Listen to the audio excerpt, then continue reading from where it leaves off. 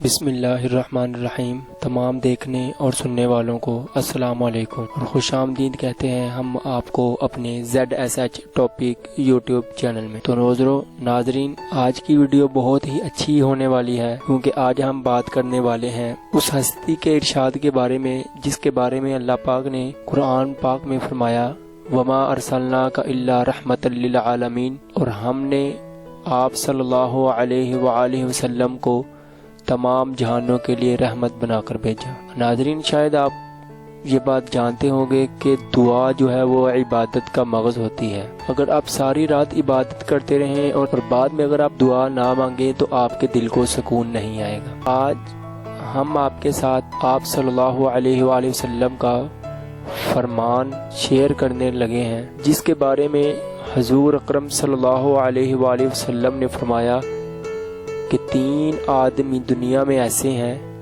جن کی دعا اللہ پاک کبھی رد نہیں کرتا۔ وہ جب بھی دعا کرتے ہیں اللہ پاک ان کی دعا قبول کر دیتا۔ اگر ابھی تک آپ نے ZSH topic YouTube channel subscribe نہیں کیا تو نیچے ریڈ کلر کے بٹن پہ کلک کر کے سبسکرائب کریں اور ساتھ بنے بیل کے آئیکن کو پریس کریں تاکہ ہماری ہر نئی آنے والی ویڈیوز کا نوٹیفیکیشن آپ کو سب سے پہلے ملتا رہے۔ ہو سکتا ہے ہماری کوئی ویڈیو یا آپ کے ہماری کوئی ویڈیو شیئر کی ہوئی کسی کی زندگی بدل دے۔ تو ناظرین، حضور اکرم صلی اللہ علیہ وآلہ وسلم کا ارشاد ہے کہ 3 آدمیوں کی دعا رد نہیں ہوتی۔ ایک روزہ دار کی افطار کے وقت، یعنی اگر کسی انسان نے روزہ رکھا ہو تو وہ افطار کے وقت جب بھی کوئی دعا کرتا ہے اللہ پاک اس کی دعا کو قبول کرتے ہیں۔ دوسرا، عادل بادشاہ، وہ بادشاہ جو اپنی رعایا کے ساتھ انصاف کرتا ہو، اس کی دعا اللہ پاک کبھی رد نہیں کرتے۔ تیسرے، اس مظلوم کی جس کو حق تعالی شانو بادلوں سے اوپر اٹھا لیتے ہیں اور آسمان کے دروازے اس کے لیے کھول دیے جاتے ہیں اور ارشاد ہوتا ہے کہ میں تیری ضرور مدد کروں گا اگر کسی مصلحت سے کچھ دیر ہو جائے۔ وہ مظلوم جس کے اوپر کوئی ظالم ظلم کر رہا ہو تو وہ جب بھی کوئی دعا کرے تو اللہ پاک اس کی دعا کو رد نہیں کرتے۔ حضرت عائشہ رضی اللہ تعالی عنہ کا ارشاد ہے، جب رمضان آتا تھا تو نبی کریم صلی اللہ علیہ وآلہ وسلم کا رنگ بدل جاتا تھا اور نماز میں اضافہ ہو جاتا تھا اور دعا میں بہت عاجزی فرماتے تھے اور خوف غالب ہو جاتا تھا۔ ایک اور روایت میں فرماتی ہیں کہ رمضان کے ختم تک بستر پر تشریف نہیں لاتے تھے، یعنی جب رمضان شریف شروع ہو جاتا تو آپ صلی اللہ علیہ وآلہ وسلم بستر پر تشریف نہیں لاتے تھے، اتنا آرام نہیں کرتے تھے۔ ایک اور روایت میں ہے کہ حق تعالی شانو رمضان میں عرش کے اٹھانے والے فرشتوں کو حکم فرما دیتا ہے کہ اپنی اپنی عبادت چھوڑ دو اور روزہ داروں کی دعا پر آمین کہا کرو۔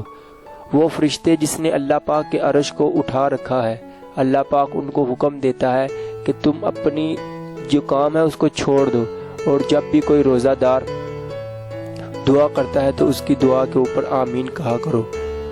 بہت سی روایات سے رمضان کی دعا کی خصوصیت قبول ہونا معلوم ہوتا ہے، اور یہ بے تردد بات ہے کہ جب اللہ کا وعدہ ہے اور سچے رسول صلی اللہ علیہ وآلہ وسلم کا نقل کیا ہوا ہے تو اس کے پورا ہونے میں کچھ تردد نہیں کہ اللہ اور اس کے رسول نے جو کچھ کہہ دیا ہے وہ حق ہے، وہ ہو کے ہی رہے گا۔ لیکن اس کے بعد بھی بعض لوگ کسی غرض کے لیے دعا کرتے ہیں مگر وہ کام نہیں ہوتا، یعنی کہ اگر آپ کا ایمان سچا ہے، آپ سچے دل سے دعا کرتے ہیں تو اللہ پاک وہ قبول کرتے ہیں، بشرطے کہ وہ کسی لالچ کے بغیر ہو۔